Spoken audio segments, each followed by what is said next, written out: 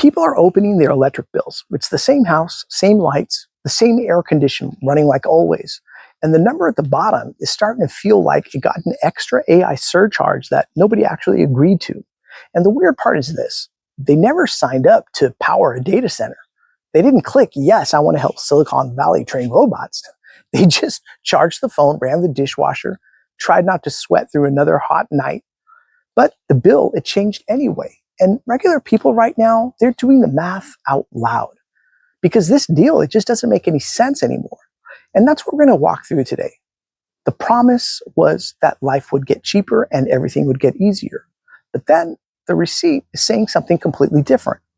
And you can see it in how folks are acting right now, in what people are buying, what they're skipping, what they're delaying, or straight up canceling. Now, I know what you guys are thinking, like AI isn't all bad. And it's not. AI is good in a lot of ways. I mean, some tools cut out dead space in video edits and save real time. Obviously, I use one myself, but the big promise everybody got sold that this technology is going to lower costs, create better jobs, make normal life smoother, that version is cracking right in front of us. And the costs are landing on the bill, the checkout page, and the subscription screen. So let's start with the electric bill because that one hits everybody. And AI centers right now, they are power hungry. Now, Georgia Power, those customers are already paying about $43 more per month than they were just a few years ago. And this is after multiple rate hikes. And now data center demand is part of the fight over who pays for the next wave of power infrastructure. In Virginia, Dominion Energy raised its 5-year capital spending plan to $64.7 billion as a data center that demands and keeps surging in the world's largest data center market. And utilities across the country are raising rates on regular customers to pay for it. Now, you didn't order the extra capacity. You didn't ask for the server farm. You're just standing there with the bill.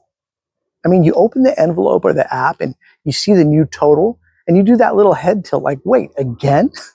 And you start turning lights off earlier, bumping the thermostat up a couple of degrees and thinking twice before running the dryer.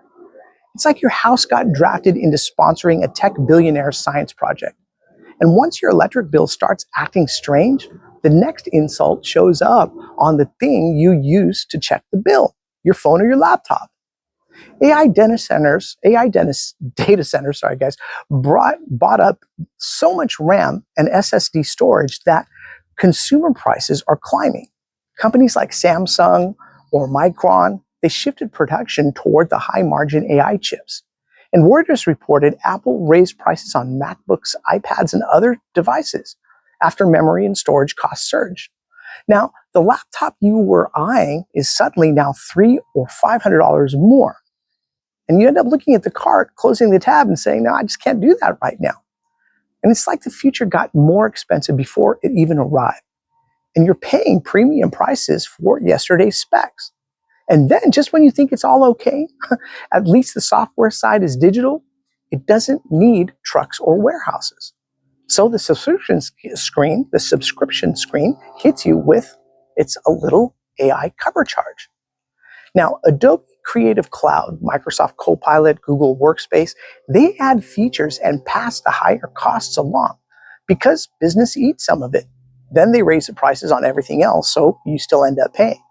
It's like tipping the robot before it even brings your food. Now, let's take customer service.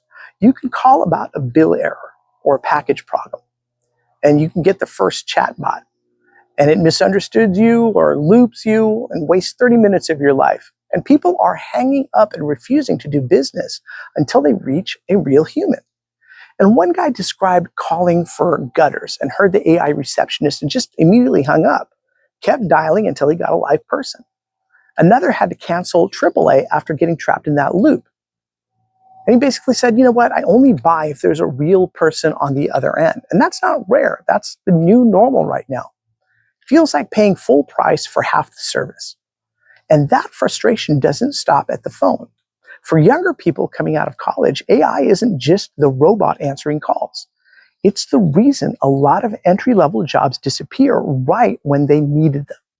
And you hear the stories at graduation ceremonies. AI gets mentioned and the crowd just boos. They went to school under the old promise. And the reality feels like they're showing up to a job fair with a help wanted sign that says robots only. Now, here's another layer most people don't see coming. Because these data centers, they don't just use electricity. They drink water for cooling, up to millions of gallons a day for the big ones. Google and others report billions of gallons a year across their facility. And local systems feel the strain. And that pressure eventually shows up in your water bill or your local rates too. Now, you're in a grocery store. Prices are already high. And now you're wondering why the utility notice in your mail feels heavier every month. And it ends up being that slow squeeze where normal life starts feeling like a bad subscription you just can't cancel. And states are bending over backwards too. They offer huge tax breaks, sometimes hundreds of millions, to attract these data centers from Amazon, Microsoft, Google, Meta, wherever. And the lost revenue? Well, homeowners and regular taxpayers end up making up the difference because government budgets don't shrink. So you end up subsidizing the build out twice, once in higher bills and once in higher taxes. And the craziest part, as if it hasn't gotten too crazy already, even the people who bet big on this boom are starting to ask the same question you did first. Recent sell-offs hit semiconductor names like Micron and other AI-linked chips extremely hard.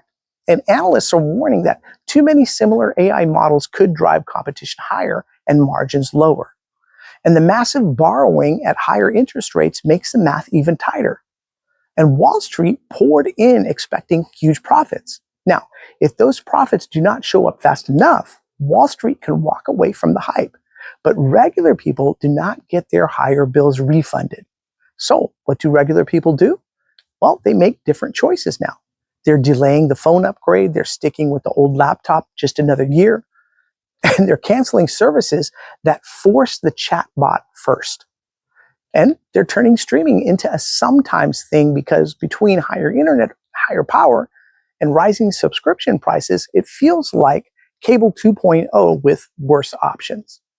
Now, some are even talking about physical media again. Buy it once, watch it forever. No algorithms deciding what you can find.